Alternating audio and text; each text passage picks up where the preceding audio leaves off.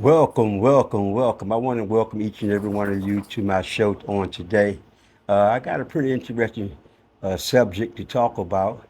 I'm pretty excited about it, and I'm pretty sure that you all will enjoy my commentary on this here particular day.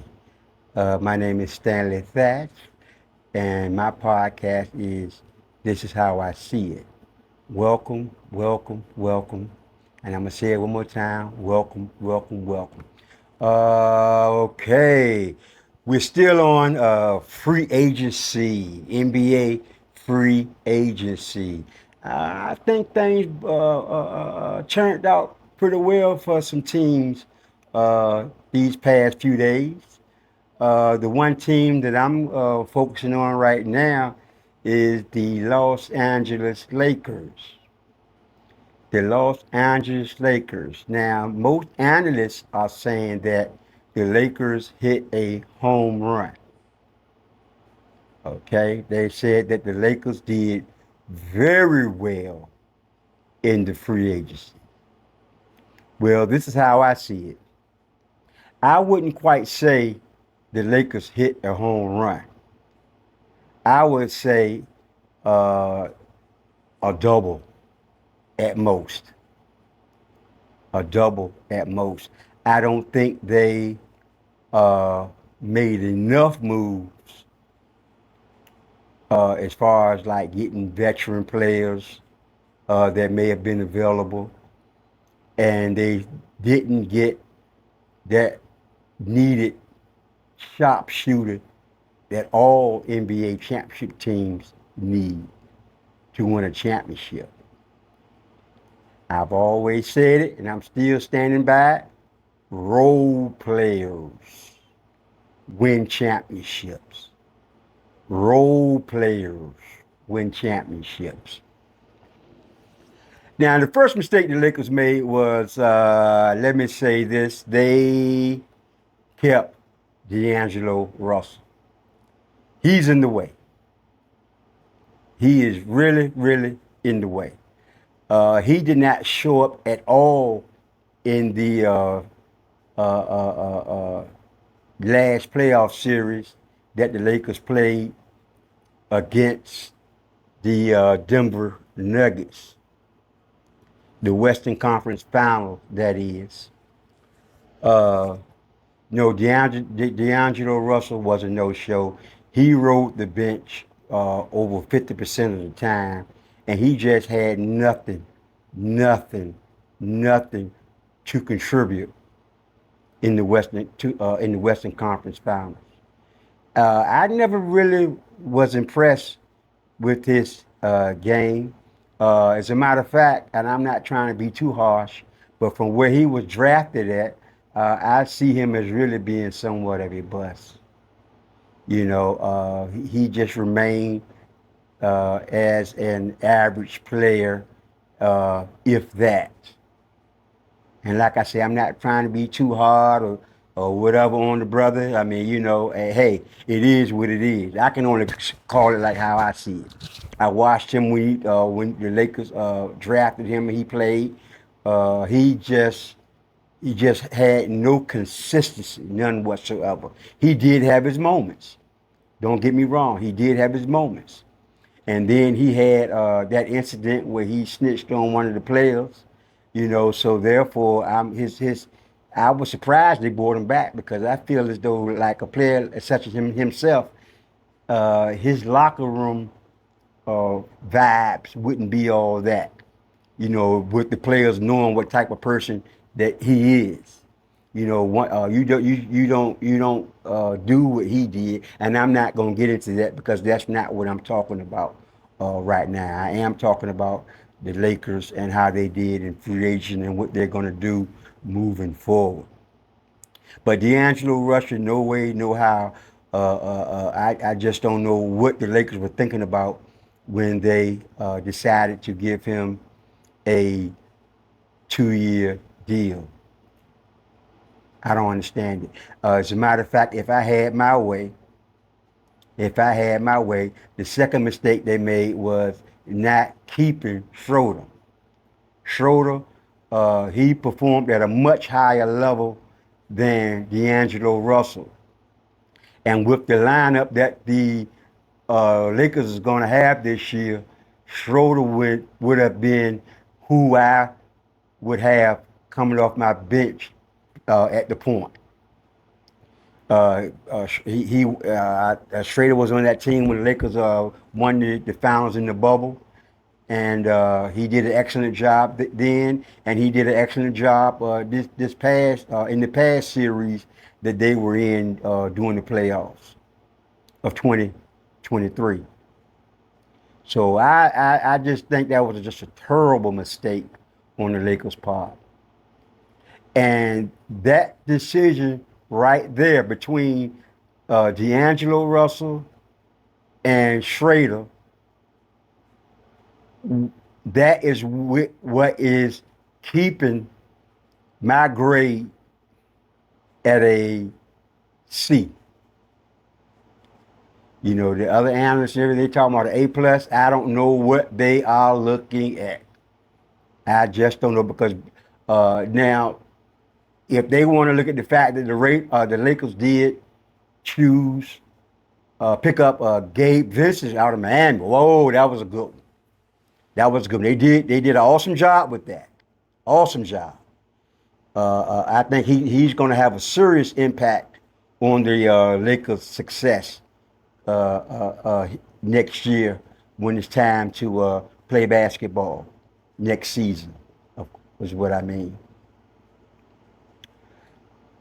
So Gabe Vincent, excellent pickup. As you all know, he played with the Miami Heat last year. He was in the finals.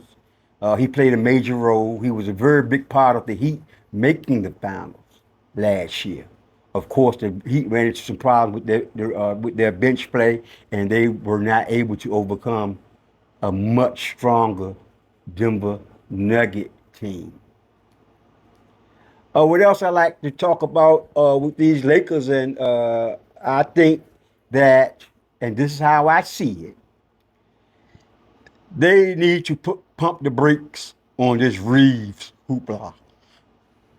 I mean, I think they're going way overboard with this Reeves situation. Of course, I do agree that the Lakers should have signed him.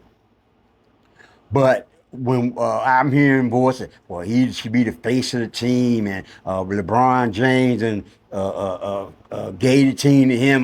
Come on, man. Come on, man. Let's hold up for a minute, really. Okay, what I see in Reeves is a player that had a really, really good run in last year's playoffs. I must say his numbers have gone up over the past 2 years. I will say that. But as far as him being like, he's a must-have, and you got to sign him, you got to sign him. I mean, that's bullshit. That's bullshit. He got a lot work. He got a lot more work to put in before we can even think about looking at him as that type of an impact player. Right now, the way I see it, he's still average. I don't see him being that knockdown three performer that I like to see. I mean, he can get in his moment. He can hit him every now and then when he's open. But one thing about it, he's steady, and he doesn't make a lot of mistakes. You know, but we need to slow it down. We need to slow it down. As a matter of fact, if they could get another player of a little higher quality than Reeves, then I mean, he wouldn't be bad coming off the bench. But whether or not he's a bona fide starter at this point in time, right now, let's wait and see. Let's wait and see. And I'm pretty sure a lot of you will agree with me on that. And I'm not trying to take nothing away from Reeves. I think he did a hell of a job in the playoffs last year. But y'all remember Linsanity. You know, there are players that just have those moments. Let's at least give it. Let's at least give it to the part of the first half of the of next year's season before we start reaching and saying that he's this and he's that. I like what the Lakers did when they re-signed Hiroshima. Hashimura. I'm sorry. You all know I am terrible with these names, man. I am terrible with these names, but I'm just a little guy, so I can make those mistakes, right? You all forgive me. Thank you. Thank you. Thank you. Hashimura. I like him. I like him. I think the Lakers did the right thing by re-signing him. He has some size. He can step out and hit the three. I wouldn't suggest that he does that a lot, but if he just happened to pop out and he ends up with the basketball, I don't have a problem with him taking the shot. He plays good defense, excellent defense. He's an excellent defender, and he will be on the boards for you. So he's a workhorse. He'll get the job done at the four, and you can be comfortable with him at the four. So now we're talking about LeBron James at the three, Davis at the five, and Hashimura at the four. That's a front court to be reckoned with, people. I like that. I like that. That's a front court to be reckoned with, and I think the Lakers can count on that front court delivering. LeBron James, he just doesn't get old. He doesn't age. He's like a ever ready battle. He just go on and on and on. I think the only question about right now uh, is Anthony Davis going to stay healthy? And I somewhat kind of believe in Davis. You know, I had my questions about him at one time, but have shown me that he can be a bona fide player and one of the top 15 players, and that can go up if he stays healthy. Now I know you all think I may be being a little harsh about 15, but man, you got to be on the floor. You got to be on the floor, and I'm not blaming the players. Some players just get hurt. Some players just accidental prone. I mean, I can't explain it or what. I don't know. But if if that continues to happen to you, you know, you got to accept the fact that you know, you just not doing your team any justice or any good with you being sidelined for like half of the damn season. You know, so that again is why I got the Lakers at a C plus. They really didn't do too much to move the scale. They didn't do too much to move the scale. Now they got some few picks. They got some few more picks that they people that they signed. Some young legs, some fresh legs. Now, but this group here, they'll be coming off the bench. Let me see. There's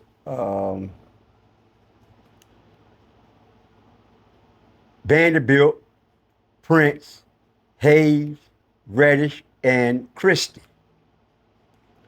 Uh, Pretty good group of guys. Vanderbilt, I think he fell off in the playoffs in that Denver series. I wasn't impressed at all. As a matter of fact, there was a point in time where I'm like, why aren't they sitting him down? You know, so I think he was another one that was expendable. Yeah, that is Vanderbilt. Now, these other three guys, Reddish being one, what I see is that the Lakers are reaching. And what I mean by that is their numbers weren't that great last year, but they do have potential. They do bring you athleticism, and they do have young legs. So I think with the I think what the Lakers are hoping is that uh, their games will come to form, and we can see why they were drafted, where they were drafted, when they were drafted. If I can say that again, I can't. I can't. Now, this one kid I like is Jackson Hayes, man. He's 7 foot. He's going to be backing up Anthony Davis. I think that was an excellent choice. The kid is about 7 foot, and he's only 23 years old. And his upside is pretty damn good. His upside is pretty damn good. He's mobile. I think he's going to be an effective shot blocker. I think he's going to be a very good defender, and I think he's going to be a very good rebounder. Now the Lakers won't need him to do much as far as scoring is concerned. If he can give them about 10 or 12, that would be nice. That would be nice. But I just think at this point in time that he would be an excellent choice to give Anthony Davis a spell. I think that's mainly what he would be used for. See, a lot is not really going to be expected of him, but I think he's the right choice to do that. And he'll get the opportunity to work out with Anthony Davis and improve on his game, and who knows where we can go from there once he has had time to work and improve on his abilities. So Jackson is somebody we're going to keep our eye on. So, but like I said, no, the Lakers didn't blow it out the water. That didn't happen. It is what it is. That's how I see it. And I think that the fact that they made the Western Conference Final last year with the addition of Gabe Vincent, I think they pretty much a lock for the Western Conference Finals. Now, what happens during the course of the year on next year, if they can find one or two players that can come in and fill some gaps, then we might just very well be talking about an NBA Finals. So that's how I see it on today, everybody. I hope you enjoyed the show. I'll talk to you all next time. Peace.